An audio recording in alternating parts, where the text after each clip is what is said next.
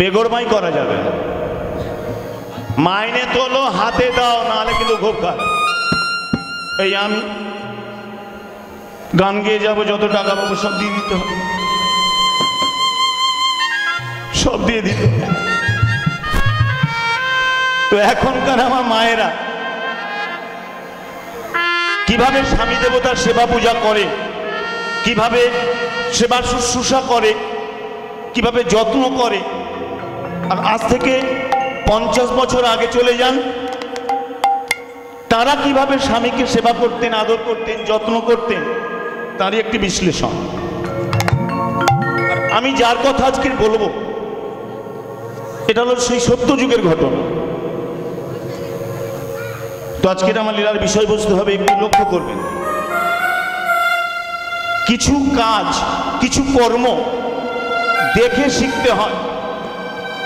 কিছু কর্ম আছে কর্মের মধ্যে দিয়ে শিখতে হয়, আর কিছু কর্ম আছে শুনে শিখতে হয়। সমস্তটাই শেখার ব্যাপার আছে, তবে সেই মন থাকতে হবে। তাহলে আজকে লীলার বিষয়বস্তু কি? আজকের আমার লীলার বিষয়বস্তু হলো সত্যযুগে মহাসতী অনুসুয়া।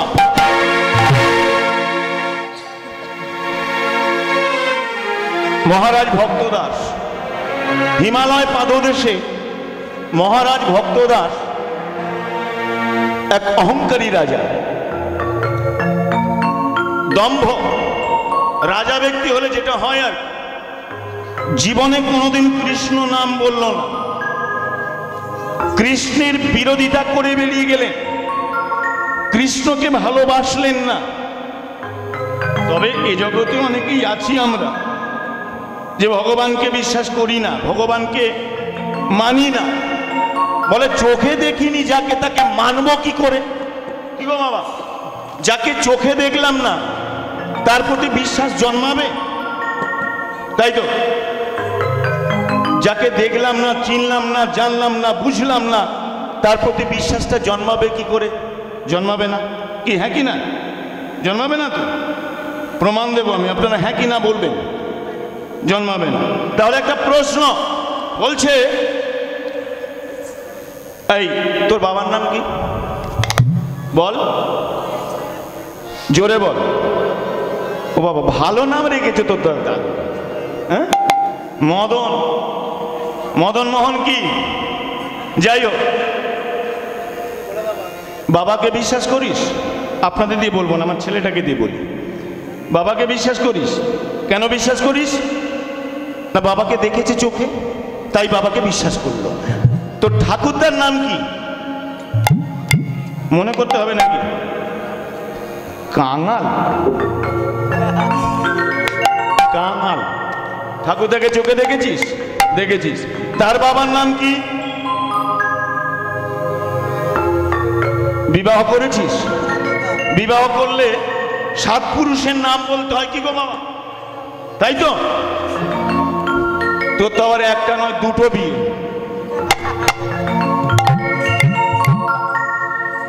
তোকে তো তাহলে 14 পুরুষের নাম বলতে হবে। হ্যাঁ, তাহলে তোর ঠাকুর তার বাবাকে তুই চোখে দেখিসনি, বিশ্বাস করিস? তোর ঠাকুর তার বাবা বলে কেউ ছিল? ছিল। তাহলে বিশ্বাস করিস কি করিস না? করিস। কি করে করলি? তোকে তো চোখে দেখলি না, তাহলে তুই বললি কি করে? তাহলে ভগবানকে যখন দেখলাম না, ভগবানকে জানলাম না, বুঝলাম না, তাহলে ভগবান কৃষ্ণকে বিশ্বাস করব কি করে? ঠিক তদ্রূপ শাস্ত্রে বলছে, তুমি যখন তোমার ঠাকুর দাদার বাবাকে চোখে দেখলে না, অথচ কাগজ কলমে তাকে বিশ্বাস করছো, তিনি তোমার পূর্বপুরুষ। তুমি যে গোত্রটা পেয়েছো বাবা, যে গোত্র পেয়েছো, সেই গোত্রটা কোথা থেকে এলো? এই যে বলি না, আমাদের গোত্র সান্ডিল্য, আমাদের গোত্র কাশ্যপ, আমরা যে যার একটা মুনির বংশধর, পূর্বপুরুষ ধরে সেই সত্যযুগ থেকে হয়ে এসেছে। হৃদয় গৌর হরি হরি বল। তাহলে ভগবানকে বিশ্বাস করতে হবে, চোখে দেখলাম না। তাই ভক্তদাস রাজা যাকে চোখে দেখলো না, তার প্রতি বিশ্বাস জন্মালো না। বিবাহ করলেন, 24 বছর বয়সে মহারাজ ভক্তদাস বিবাহ করলেন। বিবাহিত জীবনে সীতা দেবী ঘরে এলেন। আর এই সীতা দেবী ভক্তদাসের ভয়ে প্রতিদিন লুকিয়ে লুকিয়ে রাজ্যের এক কোণে নির্জন স্থানে অন্তর্যামী ভগবান শ্রী গোবিন্দের ভজন সাধন করে। দেখুন বাবা, যিনি কৃষ্ণ বিদ্বেষী, যিনি কৃষ্ণকে দেখতে পারেন না, তারই ঘরে স্ত্রী হিসাবে, সহধর্মিণী হিসাবে অবতীর্ণ হলেন। এখানে শাস্ত্রে বলছে স্ত্রী কাকে বলে? স্ত্রী কাকে বলে? স্ত্রী মানে যিনি আমার অর্ধাঙ্গিনী, নাকি না? আবার বলছে স্ত্রীর আরেক নাম সহধর্মিণী। সহধর্মিণী কাকে বলে? আমার ধর্মে যিনি বিশ্বাস করবেন, আমি ভগবানকে ভালোবাসি, ভগবানকে সেবা পূজা করি, আমার স্ত্রীও ভগবানকে যদি ভালোবাসেন, ভক্তি করেন, শ্রদ্ধা করেন, সৎ পথের পথিক হন, তবেই তাকে বলা যাবে সহধর্মিণী। না হলে তাহলে কিন্তু তিনি স্ত্রী, সহধর্মিণী নন। এই যে পূজা করতেন, ভজন সাধন করতেন, একদিন অন্তর্যামী ভগবান শ্রীকৃষ্ণ সন্তুষ্ট হলেন। মনে মনে চিন্তা করছে, ভক্তদাস তুমি আমার ভজন করলে না, সেবা করলে না, ভক্তি করলে না। তোমার স্ত্রী আমাকে সেবা করেছে, ভক্তি করেছে, ভজন করেছে, তার জন্য আমি তোমার স্ত্রীর গর্ভে সন্তান প্রদান করলাম। গর্ভবতী হলেন। গর্ভবতী হলেন সীতা দেবী।